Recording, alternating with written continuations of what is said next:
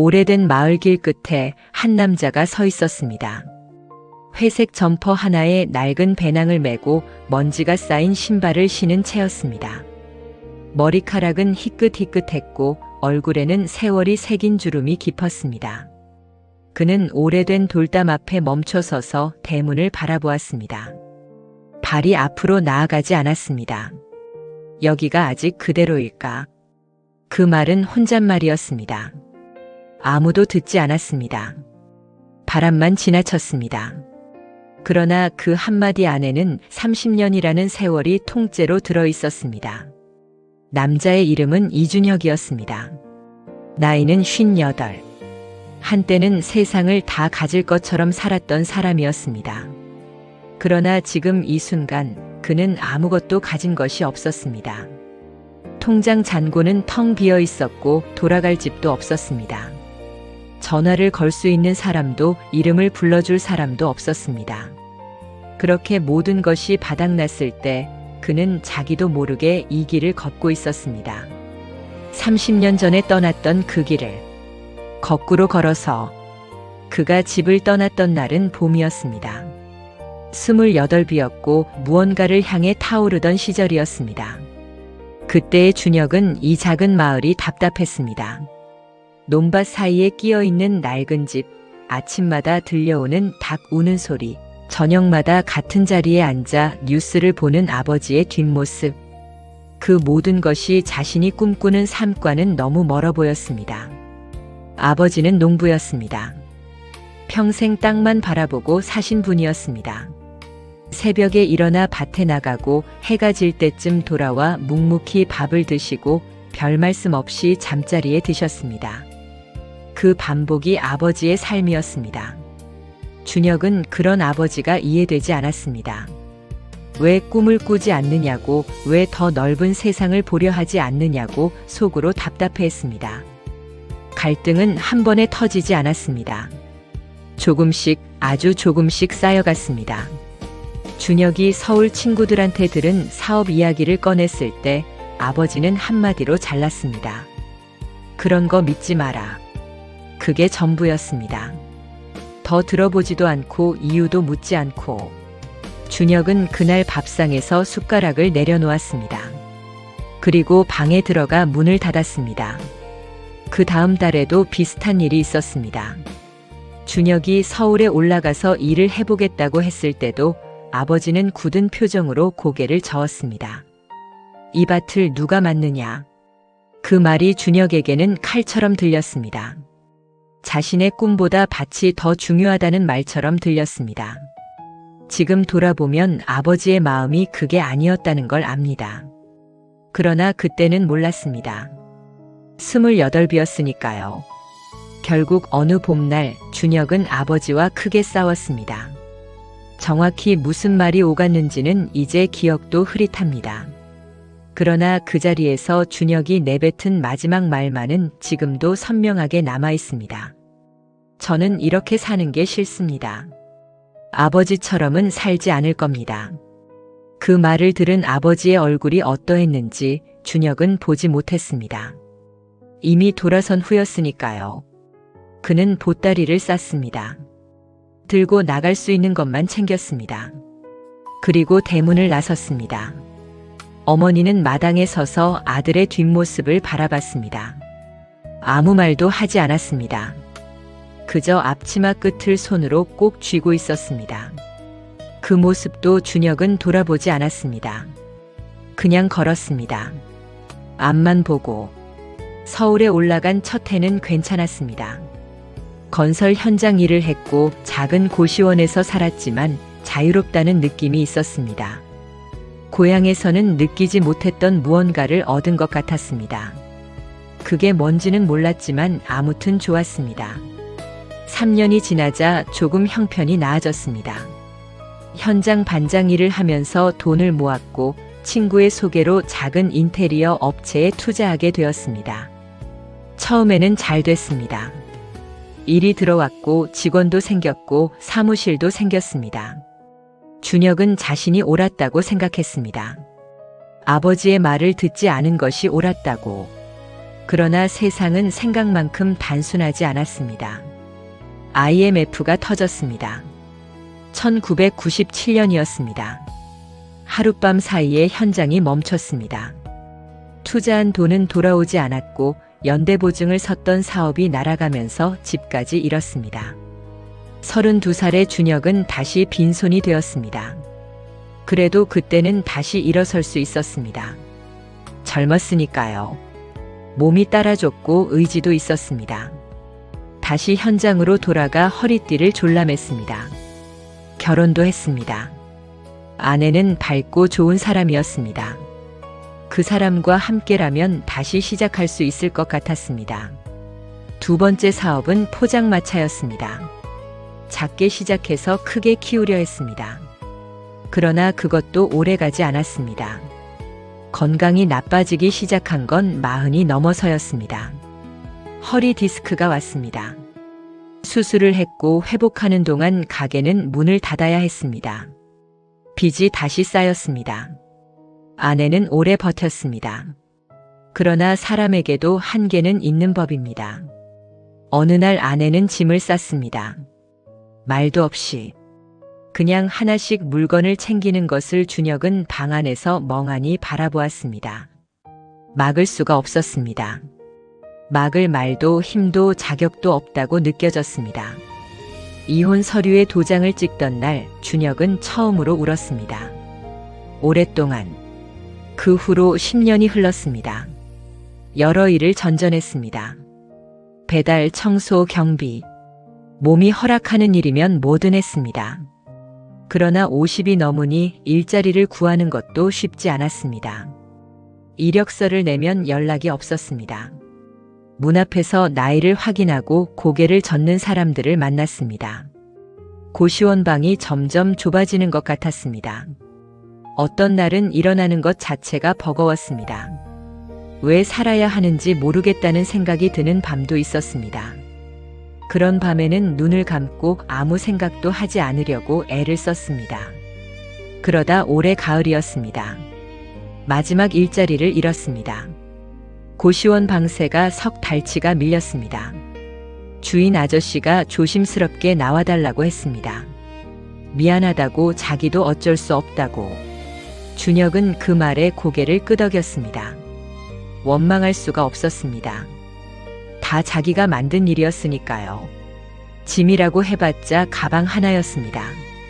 그 하나를 들고 거리에 나섰을 때 준혁은 오랫동안 그 자리에 서 있었습니다. 어디로 가야 할지 몰랐습니다. 갈 곳이 없었습니다. 연락할 사람이 없었습니다. 세상에 혼자라는 느낌이 공기처럼 온몸을 감쌌습니다. 그때 어디선가 바람이 불어왔습니다. 방향은 몰랐습니다. 그냥 바람이었습니다. 그런데 그 바람이 등을 밀었습니다. 아주 살며시. 그리고 준혁의 발은 자기도 모르게 움직이기 시작했습니다. 버스터미널을 향해서. 고향 방향 버스는 2시간마다 있었습니다. 준혁은 표를 끊었습니다. 손이 조금 떨렸습니다. 창가 자리에 앉아서 서울이 멀어지는 것을 바라보았습니다. 자신이 그렇게 떠나고 싶었던 서울이, 그렇게 오고 싶었던 그 서울이 뒤로 물러나는 것을 바라보았습니다. 3시간을 달려내린 버스 정류장은 여전히 낡아 있었습니다.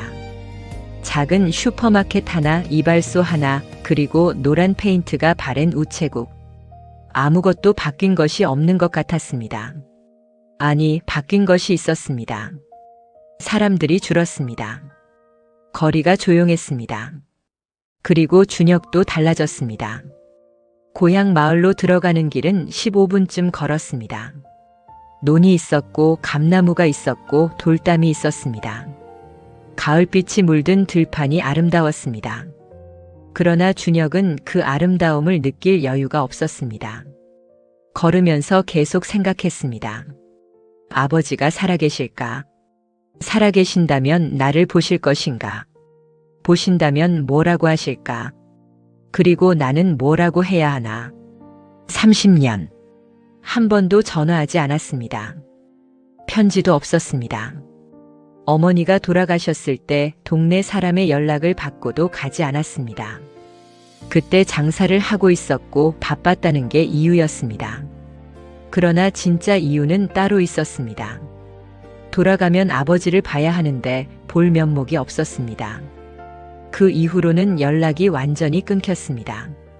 이제 돌아가는 것은 용서를 구하러 가는 것인지 아니면 그냥 갈 곳이 없어서 가는 것인지 준혁 자신도 몰랐습니다. 어쩌면 둘 다였는지도 모릅니다. 아니면 둘 다 아닌지도 모릅니다. 그렇게 집 앞에 도착했습니다. 돌담은 예전보다 낡아 있었습니다.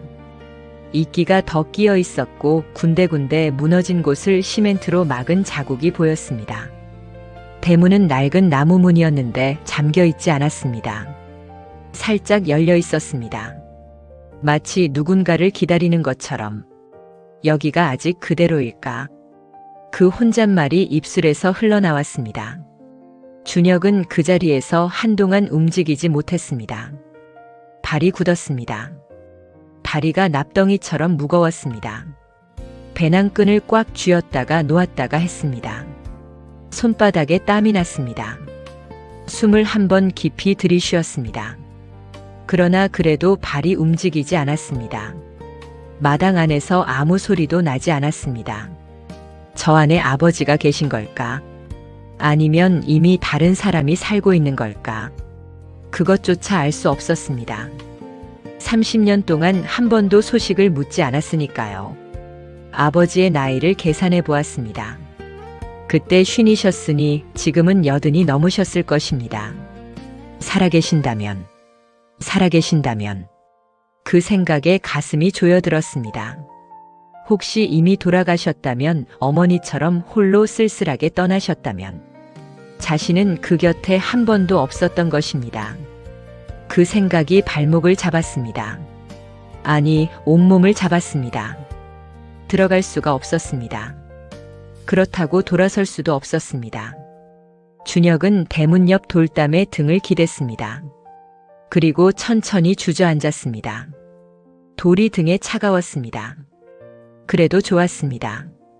무언가에 기댈 수 있다는 것이 오랜만이었으니까요. 무언가에 등을 기댄 것이. 눈을 감았습니다. 30년이 지나갔습니다. 아니, 30년이 한꺼번에 밀려왔습니다. 28배 자신이 이 길을 걸어나가던 그 모습이 보였습니다. 자신만만하게 어깨를 펴고 뒤도 돌아보지 않고. 그때는 세상이 자기 것인 줄 알았습니다. 지금은 아무것도 없습니다.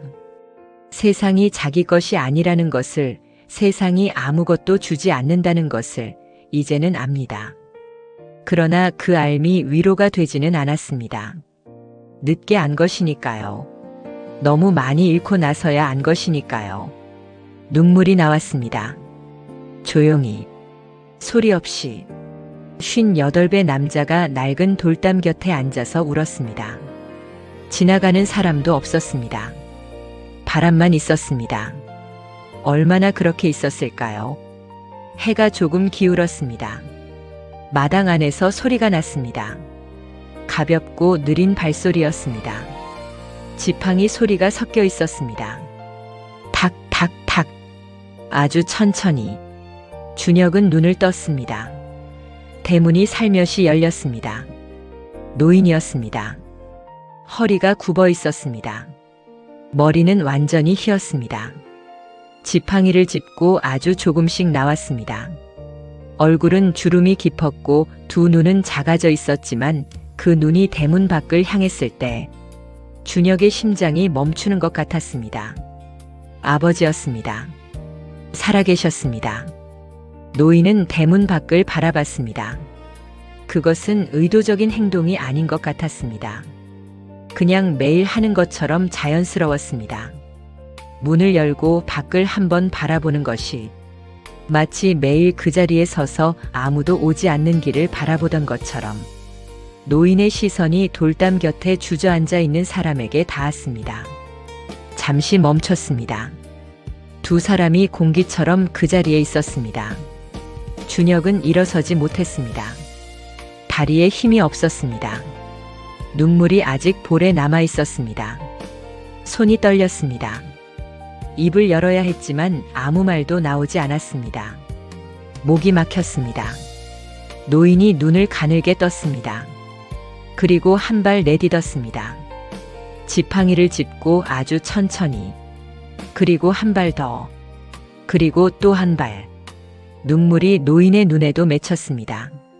흘러내리기 전에 맺혔습니다. 그러나 노인은 걸음을 멈추지 않았습니다. 지팡이를 짚고 한 발씩 아들이 앉아 있는 곳을 향해 왔습니다. 준혁이 겨우 일어섰습니다. 배낭이 땅에 떨어졌습니다. 소리도 못 들었습니다. 온몸이 굳어 있었습니다. 노인이 아들 앞에 섰습니다. 두 사람은 한동안 그냥 서 있었습니다. 아무 말도 없었습니다. 바람이 지나갔습니다. 감나무 잎이 흔들렸습니다. 그리고 노인이 팔을 들었습니다.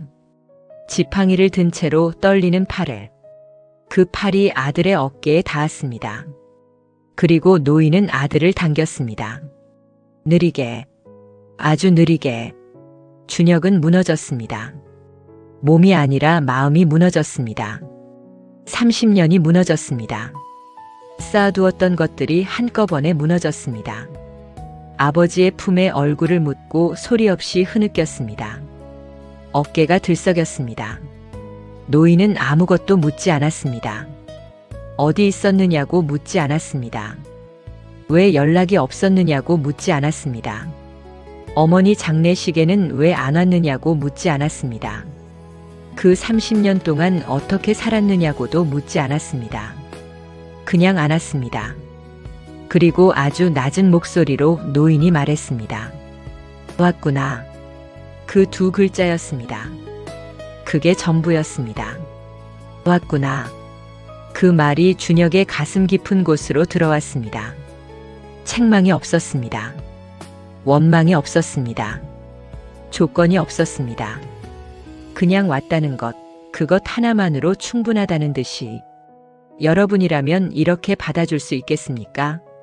30년을 등진 사람에게 아무것도 묻지 않고 그냥 왔구나라고 말할 수 있겠습니까? 어떤 사람은 그럴 수 있다고 말할 것입니다.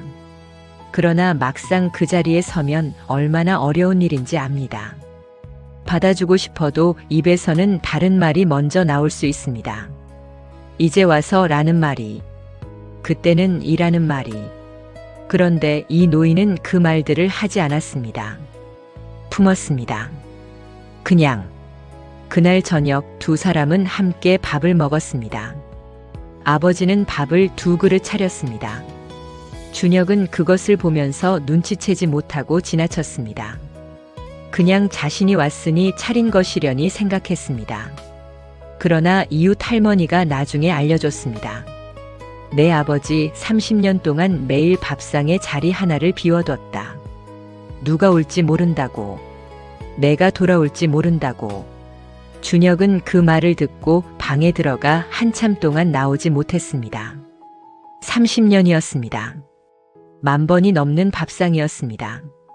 아버지는 그 긴 시간 동안 아들의 자리를 비워두었습니다.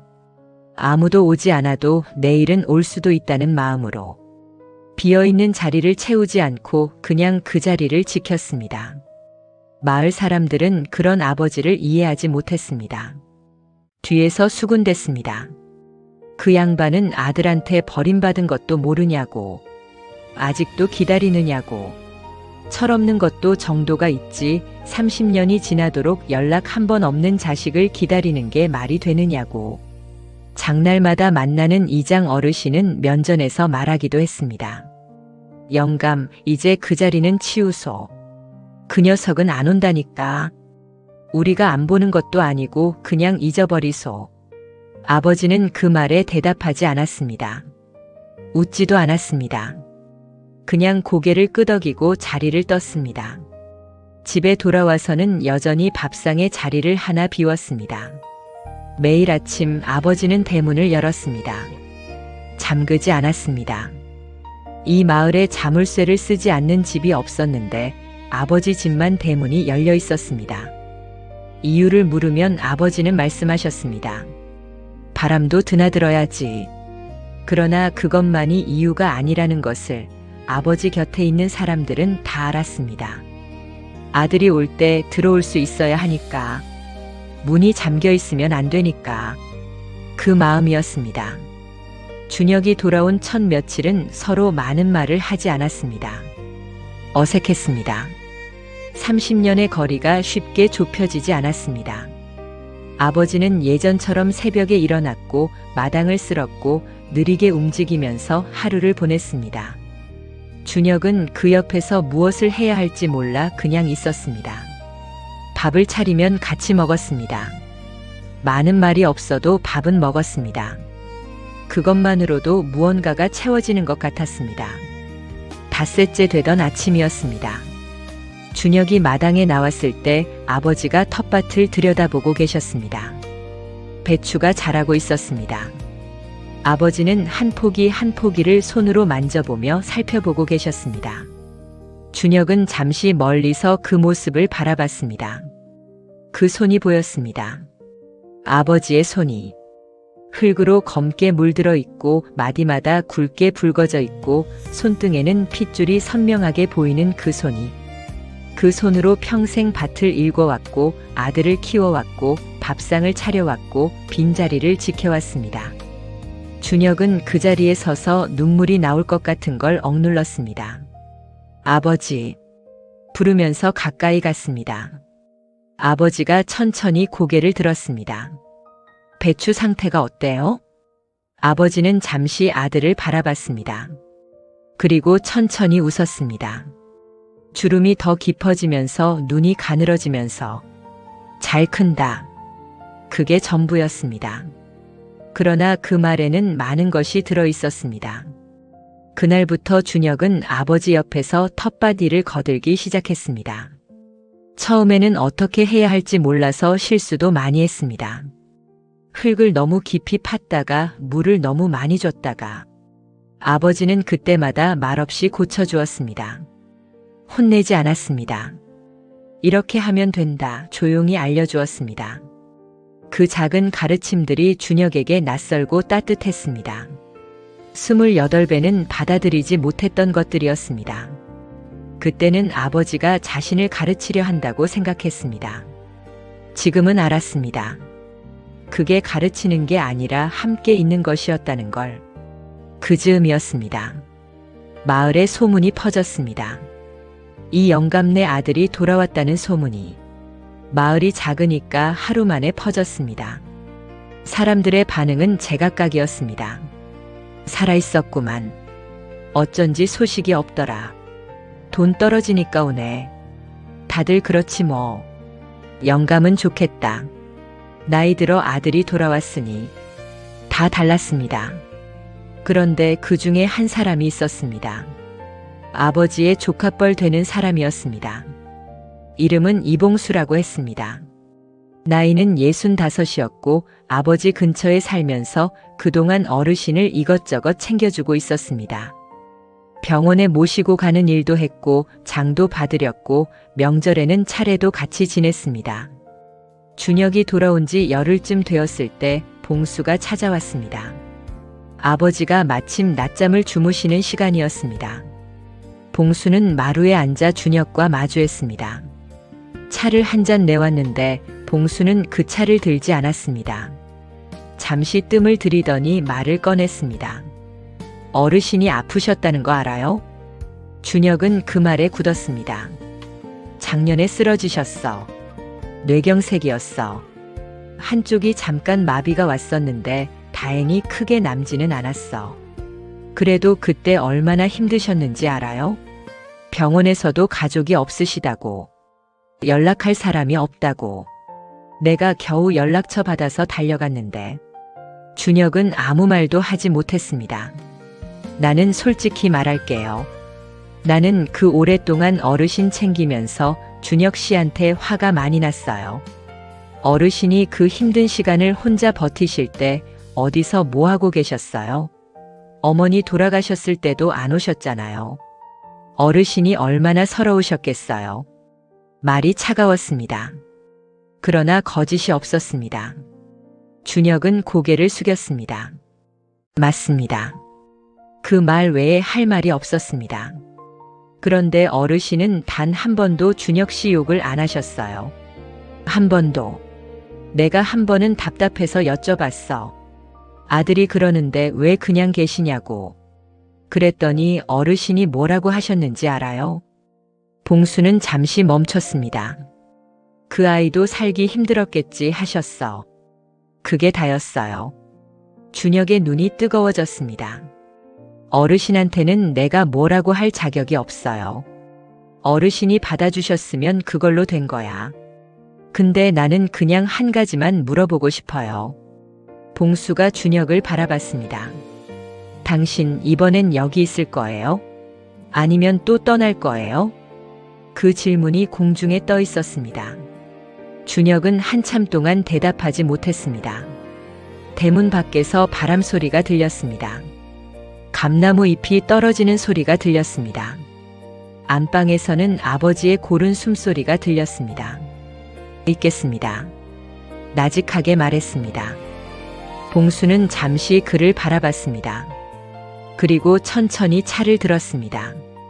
한 모금 마셨습니다. 그럼 됐어요. 그게 전부였습니다. 봉수가 돌아간 후에 준혁은 한동안 마루에 앉아 있었습니다. 그 말들이 가슴에 남아 있었습니다. 환하게 느껴지지 않았습니다. 오히려 그 말이 맞다고 느껴졌습니다. 봉수는 틀린 말을 한 게 아니었습니다. 그 말 하나하나가 자신이 외면했던 사실이었습니다. 그런데 아버지는 한 번도 욕을 하지 않으셨다는 것. 그 아이도 살기 힘들었겠지. 그 한 문장이 머릿속에서 계속 맴돌았습니다. 아버지는 아들의 삶을 몰랐습니다. 서울에서 무슨 일이 있었는지, 얼마나 힘들었는지, 무엇을 잃었는지 아무것도 몰랐습니다. 그런데도 그렇게 생각하셨습니다. 그 아이도 힘들었겠지. 변명도 들어보지 않고 이유도 알지 못하면서 그것이 무엇인지 준혁은 그때 처음으로 생각해 봤습니다. 그것은 사랑이었습니다. 설명이 필요 없는 사랑. 이유가 필요 없는 사랑. 조건이 없는 사랑. 준혁은 어린 시절 다녔던 교회가 기억났습니다. 어머니 손을 잡고 다녔던 그 작은 교회. 마을 어귀에 있었고 흰 페인트 칠이 된 작은 건물이었습니다. 거기서 들었던 이야기들이 조각조각 떠올랐습니다. 아버지가 집을 나간 아들을 기다리는 이야기. 아들이 돌아왔을 때 달려나가는 아버지. 그 이야기를 어린 시절에 들었을 때는 그냥 이야기였습니다. 재미있는 옛날 이야기. 지금은 달랐습니다.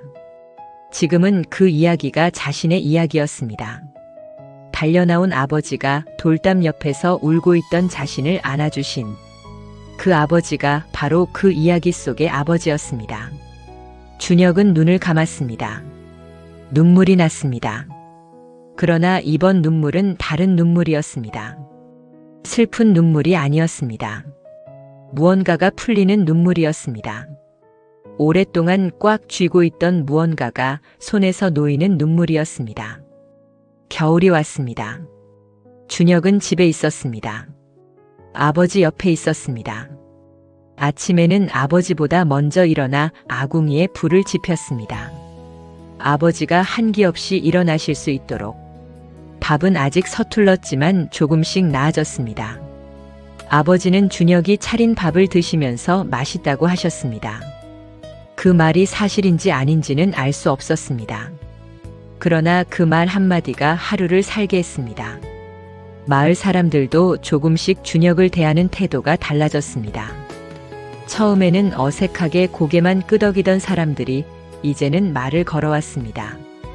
감 좀 가져가라고 된장 담갔는데 한 통 가져가라고. 시골 마을의 방식이었습니다. 말로 환영하는 게 아니라 뭔가를 건네는 방식으로. 봉수도 달라졌습니다. 어느 날 저녁에 막걸리를 한 병 들고 왔습니다. 아버지와 셋이서 마루에 앉아 마셨습니다. 별말은 없었지만 그 자리가 편안했습니다. 봉수가 돌아가면서 말했습니다. 다음에 또 오겠습니다. 그 말에 준혁은 고개를 꾸벅 숙였습니다. 감사합니다. 진심이었습니다.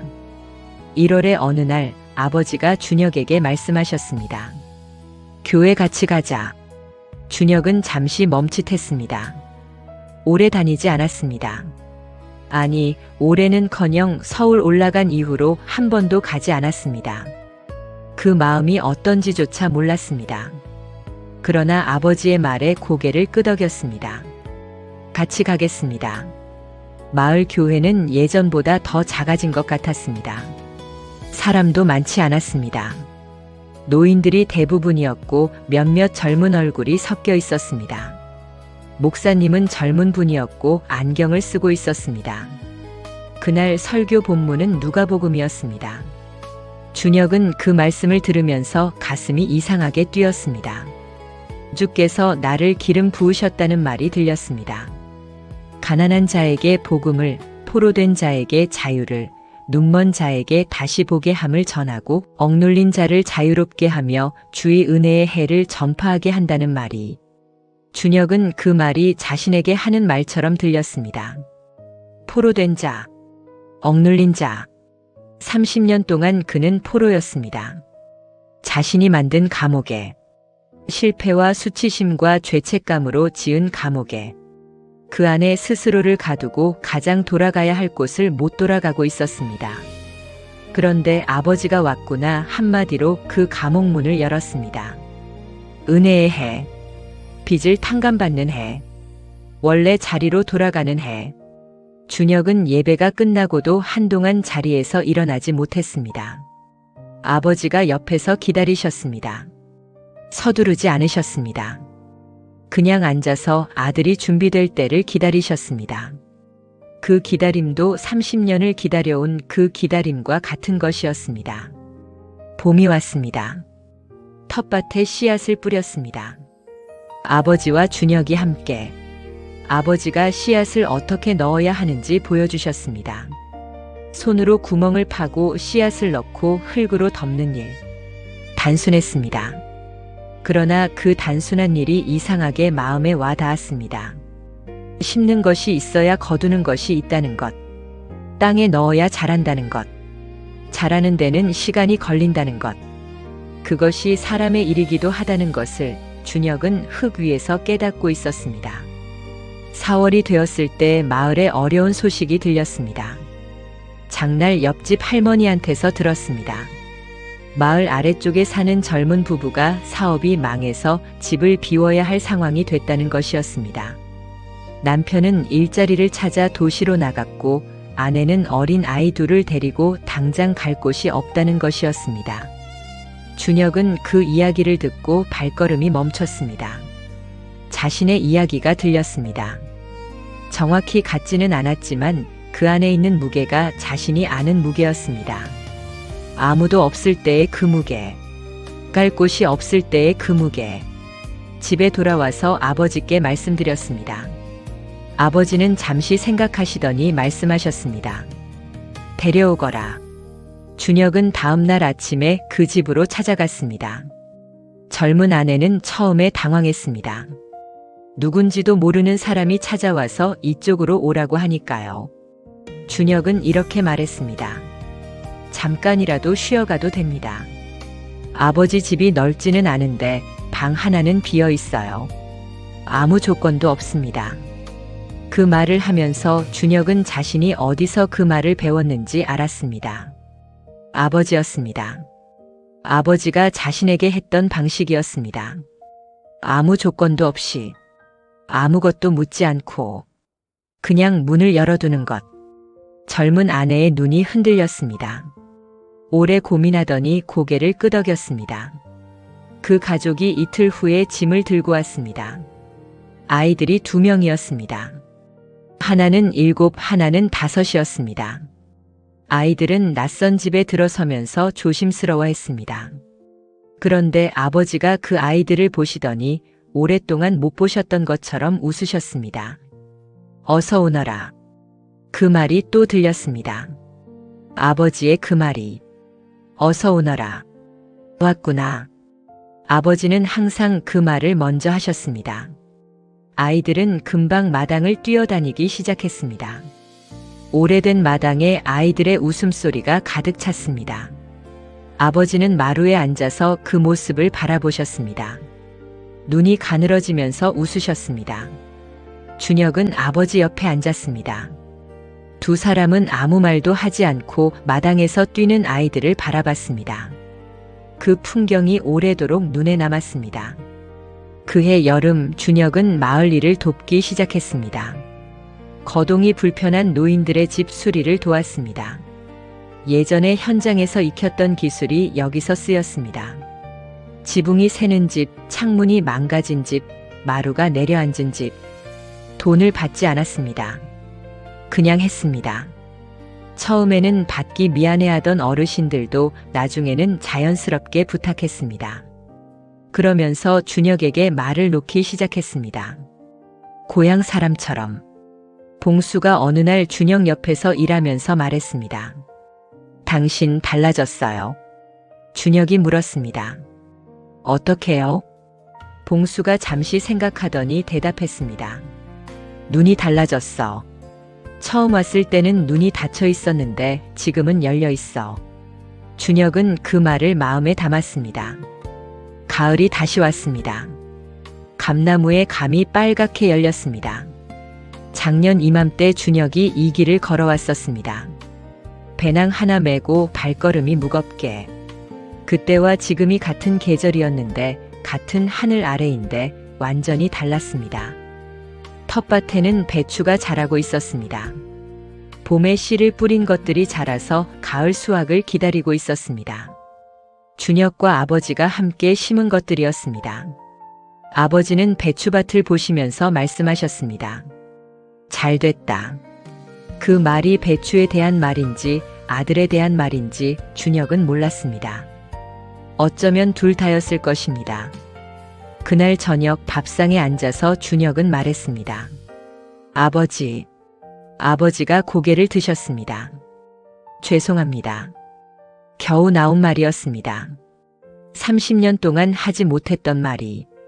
수십 번, 수백 번 마음에 담아두었지만 꺼낼 수 없었던 말이. 겨우 나왔습니다. 아버지는 잠시 아들을 바라봤습니다. 그리고 말씀하셨습니다. 다 지나간 일이다. 그게 전부였습니다. 너는 잘못했다는 말도 그래도 됐다는 말도 얼마나 힘들었는지 아느냐는 말도 없었습니다. 그냥 다 지나간 일이다. 그 말이 사면이었습니다. 그 말이 해방이었습니다. 준혁은 밥을 먹다가 눈물을 흘렸습니다. 억지로 참으려 했지만 참아지지 않았습니다. 아버지는 본 척도 안 하시고 밥을 드셨습니다. 그것도 배려였습니다. 보지 않음으로써 편하게 해주는 것. 아버지가 남기신 것은 땅이나 돈이 아니었습니다. 그 환대였습니다. 그 기다림이었습니다. 그 왔구나 한마디였습니다. 그것이 준혁을 살렸습니다. 겨울이 두 번째 왔습니다. 아버지의 건강이 조금씩 나빠지셨습니다. 다리가 더 무거워지셨고 식사도 줄었습니다. 준혁은 매일 아버지 곁에 있었습니다. 병원도 모시고 갔고 약도 챙겼습니다. 아버지가 주무실 때 혹시 괜찮으신지 확인했습니다. 한 번은 밤에 아버지가 기침을 하셨습니다. 준혁이 달려갔습니다. 물을 가져다 드리고 등을 쓸었습니다. 아버지가 진정되시고 나서 준혁의 손을 잡으셨습니다.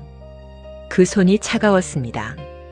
그러나 준혁은 그 손을 놓지 않았습니다. 자거라. 아버지가 말씀하셨습니다. 괜찮으세요? 괜찮다. 잠시 침묵이 흘렀습니다. 아버지가 낮은 목소리로 말씀하셨습니다. 내가 와서 다행이다. 그 말이었습니다. 다행이다. 원망이 아니었습니다. 늦었다는 지적도 아니었습니다. 그냥 다행이다가 였습니다. 내가 와서 다행이다. 준혁은 아버지의 손을 꼭 쥐었습니다. 저도요. 그것이 진심이었습니다. 돌아온 것이 다행이었습니다. 늦었지만 다행이었습니다. 이 이야기를 들으시는 여러분, 잠깐 생각해 보시겠습니까? 지금 이 순간 여러분의 삶에 돌아가야 할 곳이 있습니까? 아직 열려있는 문이 있습니까? 아니면 여러분이 열어두어야 할 문이 있습니까? 누군가 돌아오기를 기다리고 있는 사람이 있습니까? 아니면 여러분 자신이 어딘가에 돌아가야 할 사람입니까? 우리는 누구나 한 번쯤 집을 떠납니다. 몸으로 떠나든 마음으로 떠나든, 자존심 때문에, 두려움 때문에, 혹은 그냥 멀어지다 보니 그렇게 된 것이든. 그런데 문이 열려 있습니다. 아직. 다음 해봄이 왔습니다. 아버지는 겨울을 넘기셨습니다. 건강이 완전히 회복된 것은 아니었지만 봄 햇볕이 드는 마루에 앉아서 마당을 바라보셨습니다. 그 모습이 편안해 보였습니다. 준혁은 새 씨앗을 샀습니다. 올해도 텃밭에 심을 것들이었습니다. 상추, 시금치, 고추, 그리고 아버지가 좋아하시는 깻잎. 작년에 뭘 심었을 때 잘 됐고 무엇이 아쉬웠는지 기억하면서 올해는 더 잘해야겠다고 생각했습니다. 텃밭 옆에 앉아서 씨앗 봉투를 살펴보다가 준혁은 문득 무언가를 깨달았습니다. 지난 1년 동안 자신이 달라졌다는 것을. 서울에 있을 때의 자신은 세상이 자신에게 무언가를 줘야 한다고 생각했습니다. 기회를, 돈을, 인정을. 그게 오지 않으면 세상이 잘못된 것이라고 생각했습니다. 스스로는 충분히 노력했는데 세상이 따라주지 않는다고. 지금은 다릅니다. 세상이 무엇을 주느냐가 아니라 내가 무엇을 심느냐를 생각합니다. 내가 어떻게 있느냐를 생각합니다. 내 옆에 있는 사람에게 무엇을 할 수 있느냐를. 그것이 아버지한테서 배운 것이었습니다. 아버지는 아들이 떠난 30년 동안 아무것도 받지 못했습니다. 그러나 아무것도 닫지 않으셨습니다. 밥상의 자리를 비워두셨고 대문을 열어두셨고 마음을 열어두셨습니다. 그것이 힘이었습니다. 준혁은 마을 교회에 나가기 시작했습니다. 처음에는 아버지를 따라서였습니다. 그러나 이제는 자기 발걸음으로 갔습니다. 예배를 드리면서 그 말씀들이 조금씩 들려오기 시작했습니다. 예전에는 그냥 흘려들었던 말들이 이제는 살에 닿았습니다. 주의 은혜의 해. 그 말이 오래 마음에 남았습니다. 은혜의 해. 빚이 탕감되는 해. 억눌린 자가 자유로워지는 해. 돌아온 자가 환영받는 해. 그것이 그냥 언제인지 모를 미래의 이야기가 아니라 지금 이 순간에 일어나는 일이라는 것을. 아버지의 왔구나 한마디가 그것이었습니다. 그 순간이 준혁에게는 은혜의 해였습니다. 여름이 왔습니다. 마당에 수박이 자랐습니다. 준혁이 심은 것이었습니다. 아버지가 오래전에 수박을 좋아하셨다는 것을 떠올리고 이번에 심어봤습니다. 잘 자랐습니다. 첫 수박을 땄을 때 아버지를 불렀습니다. 칼로 갈랐습니다. 빨갛게 잘 익어 있었습니다. 아버지가 한 조각을 드셨습니다. 그리고 말씀하셨습니다. 달다. 그 한마디가 좋았습니다. 준혁은 웃었습니다. 그게 기쁨이었습니다. 큰 기쁨이 아니었습니다. 수박 한 조각에 달다 하시는 아버지의 말 한마디. 그것이 기쁨이었습니다. 오래전에 준혁이 원했던 기쁨은 다른 것이었습니다. 성공, 돈, 인정, 박수. 그것들을 얻었을 때도 기쁜 적이 있었습니다. 그러나 그 기쁨은 오래가지 않았습니다. 항상 더 원하게 됐습니다. 지금의 기쁨은 달랐습니다. 수박 한 조각, 아버지의 한마디, 마당을 뛰는 아이들의 웃음소리, 저녁 밥상에 함께 앉는 것, 그것들이 쌓여가는 것, 그것이 삶이었습니다. 어느 날 저녁 준혁은 오랫동안 생각하던 것을 마음으로 정리했습니다. 자신은 58해를 살았습니다. 그중 30년을 잘못된 방향으로 달렸습니다. 무엇이 중요한지 몰랐습니다. 무엇을 위해 사는지 몰랐습니다. 그래서 많이 잃었습니다. 그러나 지금 이 자리에 있었습니다. 아버지의 집에, 아버지 곁에, 열린 문 안에. 그리고 자신도 이제 문을 열어두는 사람이 되고 싶었습니다. 아버지가 자신에게 해줬던 것처럼 아무것도 묻지 않고 조건 없이 그냥 왔구나 할 수 있는 사람이 되고 싶었습니다. 그것이 어디서 오는 것인지 이제는 알았습니다. 사람의 힘만으로는 안 됩니다. 상처받은 마음으로는 안 됩니다. 그것은 더 큰 곳에서 오는 것이었습니다. 먼저 받은 자만이 줄 수 있는 것이었습니다. 아버지는 30년 동안 무언가를 받으셨기에 그렇게 기다리실 수 있었습니다. 혼자서 그 긴 시간을 버티신 것이 아니었습니다. 무언가가 그분을 붙들고 계셨습니다. 그것이 무엇인지 준혁도 이제는 조금 알 것 같았습니다. 가을이 세 번째 왔습니다. 감나무에 또 감이 열렸습니다. 아버지와 준혁은 함께 감을 땄습니다. 손이 느린 아버지 대신 준혁이 올라가서 따고 아버지는 아래서 받으셨습니다. 그 모습을 봉수가 지나다 보더니 멈춰 섰습니다. 잠시 바라보다가 씩 웃었습니다. 좋아 보이네요. 준혁도 웃었습니다. 감사합니다. 봉수가 걸어가면서 뒤도 안 돌아보고 손을 흔들었습니다. 그 모습이 정겨웠습니다. 마을이 집 같아졌습니다. 사람들이 가족 같아졌습니다. 아버지의 집이 자신의 집이 됐습니다. 집이 생겼습니다. 그것이 준혁이 30년 동안 찾아 헤매던 것이었는지도 몰랐습니다. 성공이, 돈이, 인정이 집인 줄 알았는데 아니었습니다. 집은 여기에 있었습니다. 처음부터 열린 대문 안에, 비어있던 밥상 자리 곁에, 왔구나 한마디 안에 이야기가 여기까지 흘러왔습니다. 여러분, 이 이야기가 준혁만의 이야기가 아닐 것입니다. 우리 각자의 삶에도 비슷한 순간이 있었을 것입니다. 아니면 지금 그 순간 안에 있을 수도 있습니다. 돌아가야 할 곳에서 멀어진 채, 발걸음이 무거운 채 문 앞에 서 있는 자신을 느끼는 순간이, 어쩌면 지금 이 이야기를 보고 계신 분 중에 30년까지는 아니더라도 오랫동안 연락하지 못한 부모님이 계신 분이 있을 수도 있습니다. 아니면 반대로 아직 연락이 없는 자녀를 기다리고 계신 분이 있을 수도 있습니다. 그 어느 쪽이든 이 이야기가 닿기를 바랍니다. 늦지 않았습니다. 문은 아직 열려 있습니다. 그리고 우리가 기억해야 할 것은 우리도 누군가에게 문을 열어두어야 한다는 것입니다. 준혁이 돌아왔을 때 아버지가 왔구나 하셨던 것처럼 그 환대가 사람을 살립니다. 조건 없이, 이유 묻지 않고 그냥 문을 열어두는 것. 그것이 가장 어려운 일인 동시에 가장 강한 일입니다. 여러분 삶에 지금 왔구나 해야 할 사람이 있습니까? 아니면 여러분이 왔구나 들어야 할 곳이 있습니까?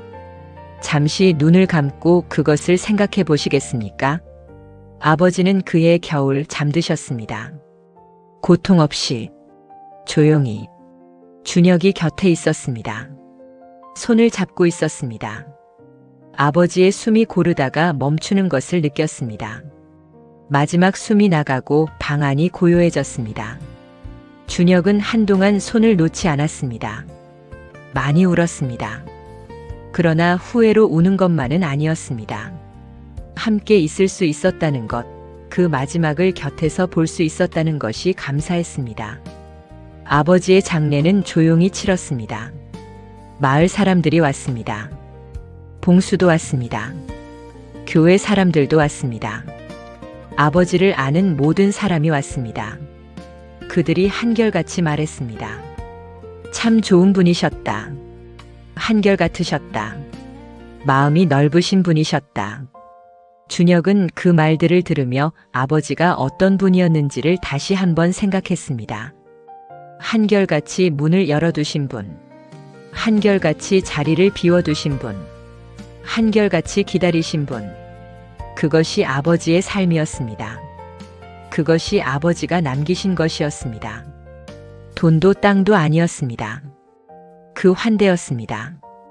그 기다림이었습니다. 봄이 왔습니다. 준혁은 혼자였습니다. 그러나 외롭지 않았습니다. 텃밭에 혼자 씨앗을 심었습니다. 올해도 깻잎을 심었습니다. 아버지가 좋아하시던 것이었으니까요. 아버지가 안 계셔도 깻잎은 자랐습니다. 흙은 여전했습니다. 햇볕도 여전했습니다. 마당에는 아직 아이들이 뛰었습니다. 겨울을 지내고 다른 집으로 간 그 가족이 이따금 놀러 왔습니다. 아이들이 할아버지 하고 부르다가 이제는 아저씨 하고 준혁을 불렀습니다. 그 소리가 좋았습니다. 그리고 준혁은 아버지가 하셨던 것을 했습니다. 아침마다 대문을 열었습니다. 잠그지 않았습니다. 밥상에 자리를 하나 비워뒀습니다. 누가 오면 앉을 수 있도록. 그리고 기다렸습니다. 누군가 올지 모르지만, 아무도 안 올 수도 있지만, 그래도 문은 열려 있었습니다. 자유는 큰 데서 오지 않았습니다. 해방은 먼 데서 오지 않았습니다. 회복은 완전히 새로운 삶에서 시작되지 않았습니다. 그것은 왔구나 한마디에서 시작됐습니다. 억눌린 자에게 자유를, 포로된 자에게 해방을, 돌아온 자에게 환영을. 은혜의 해는 달력에 적힌 날짜가 아니었습니다. 아버지가 팔을 벌리던 그 순간이었습니다. 준혁이 문 앞에 무릎을 꿇던 그 순간이었습니다. 아무 조건 없이 받아들여지던 그 순간이었습니다. 그 순간은 지금도 가능합니다. 이 이야기가 여기서 끝나지만 여러분의 이야기는 아직 계속되고 있습니다. 이 이야기를 보시면서 어떤 마음이 드셨습니까? 어떤 얼굴이 떠올랐습니까? 어떤 문이 생각났습니까? 그 마음을 놓치지 마시기 바랍니다. 그 마음이 가는 곳으로 한 걸음 내디드시기 바랍니다. 오늘 지금 이 순간에 전화 한 통일 수도 있습니다. 편지 한 장일 수도 있습니다. 아니면 그냥 마음으로 용서하는 것일 수도 있습니다. 아니면 자신을 용서하는 것일 수도 있습니다. 그 작은 한 걸음이 은혜의 해의 시작입니다. 이 이야기가 여러분께 조금이나마 닿았다면, 마음에 남은 것이 있다면 아래에 댓글로 나눠주시겠습니까? 여러분의 이야기가 또 다른 누군가에게 왔구나가 될 수 있습니다. 좋아요와 구독도 부탁드립니다. 이 이야기가 더 많은 분께 닿을 수 있도록 여러분이 문을 열어주시는 것입니다. 감사합니다.